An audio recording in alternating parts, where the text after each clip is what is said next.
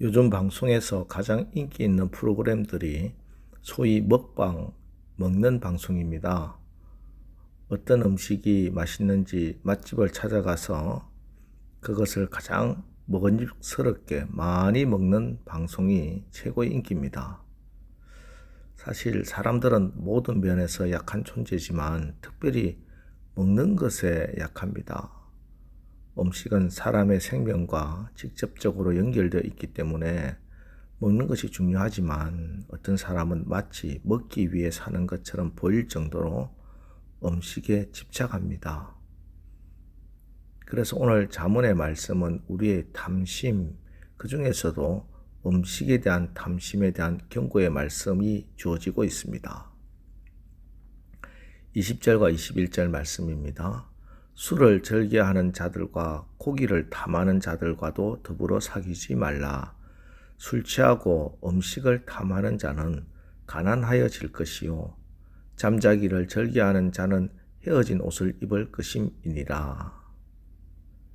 술 취하는 자, 음식을 탐하는 자, 잠자기를 즐겨하는 자, 이렇게 세 가지 예를 들어서 이런 자들은 헤어진 옷을 입을 것이다, 미래가 없을 것이다, 이렇게 말씀하고 있습니다. 이런 말이 있지요. 먹기 위해 살고 있나요? 아니면 살기 위해 먹고 있나요? 우리가 생명을 유지하고 살기 위해서 반드시 음식을 먹어야 합니다. 그러나 그 음식이 목적이 되고 목표가 되어서는 안 된다, 이렇게 말씀하고 있습니다. 1절, 2절, 네가 관원과 함께 앉아 음식을 먹게 되거든 삼가 내 앞에 있는 자가 누구인지를 생각하며 네가 만일 음식을 탐하는 자이거든 내 목에 칼을 둘 것이니라.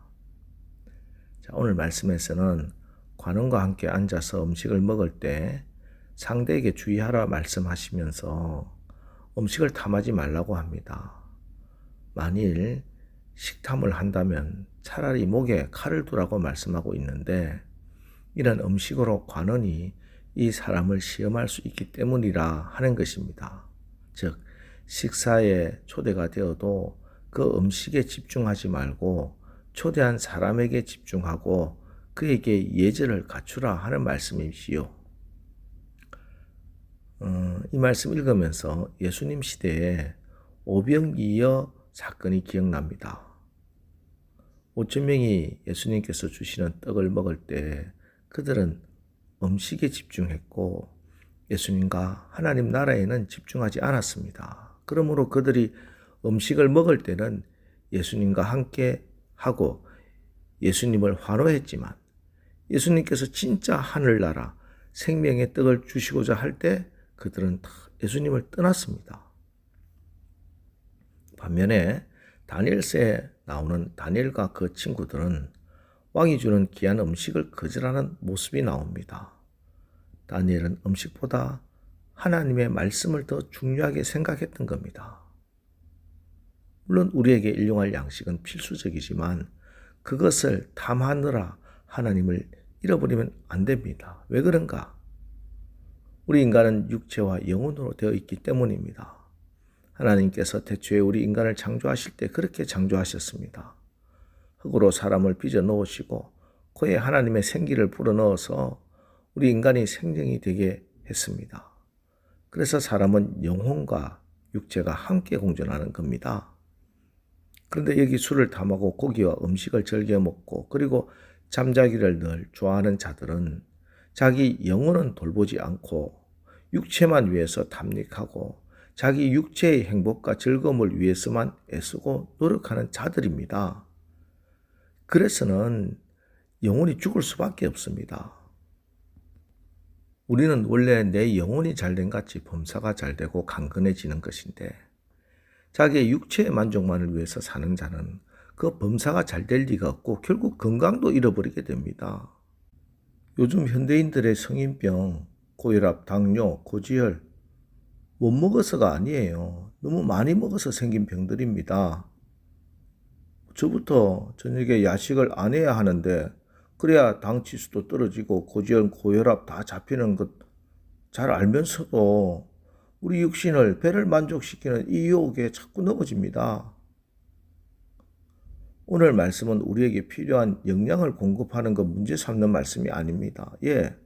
우리는 영혼과 육체로 되어 있어서 육체와 영혼은 어느 한쪽만 중요하게 여길 수 없습니다.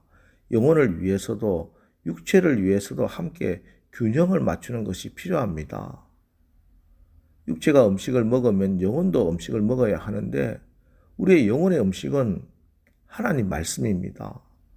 그냥 산술적으로 말씀드리면 우리가 하루에 3끼 꼬박꼬박 챙겨 먹는 만큼 우리가 하나님 말씀 그렇게 읽고 묵상한다면 우리의 영혼과 육체가 정말 균형 있게 건강하고 강건해질 겁니다. 그래서 여름 성경학교나 중고등부 수련회 때 그러잖아요. 요절 암송해야 식사하고.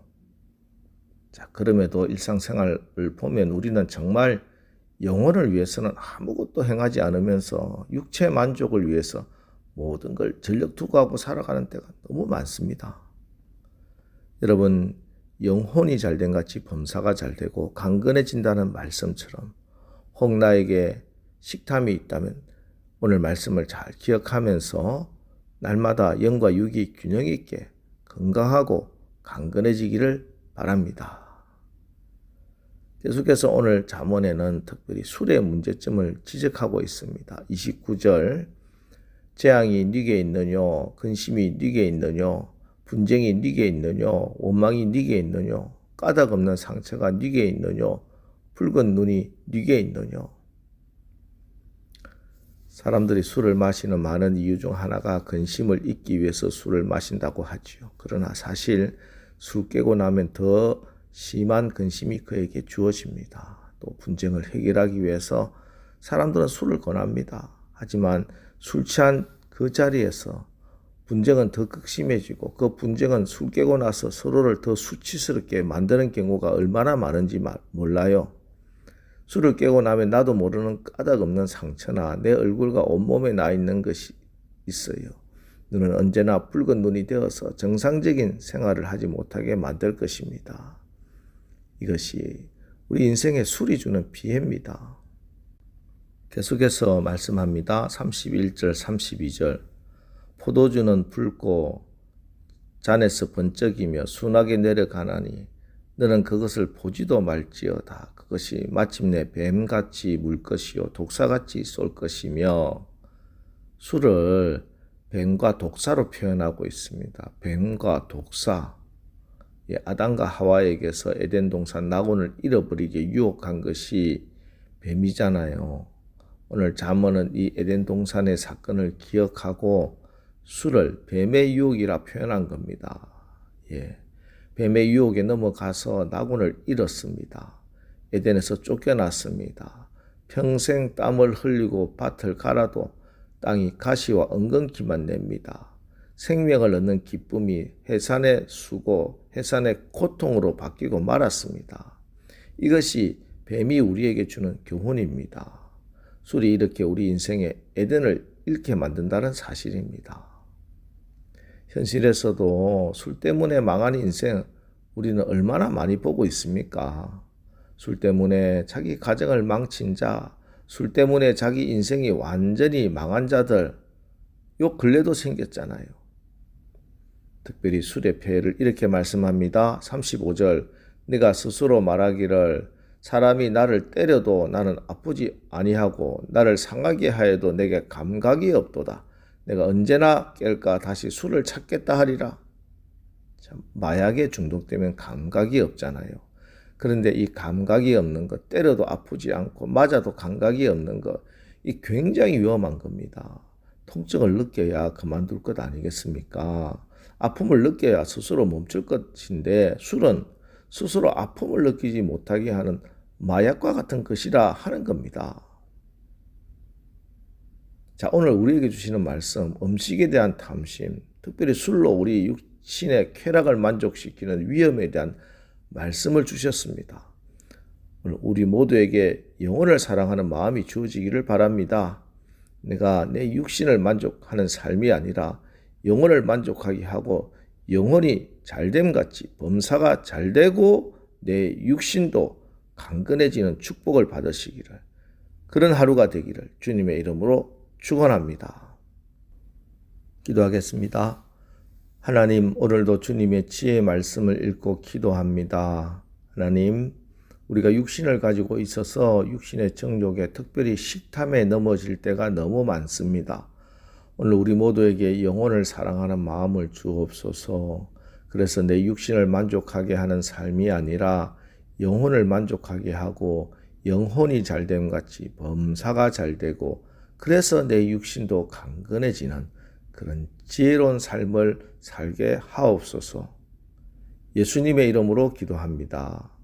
아멘.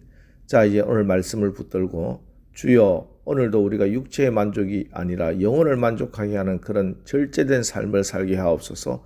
오늘 말씀 붙들고 우리 합심해서 우리 기도하고 나가겠습니다. 우리 기도하겠습니다.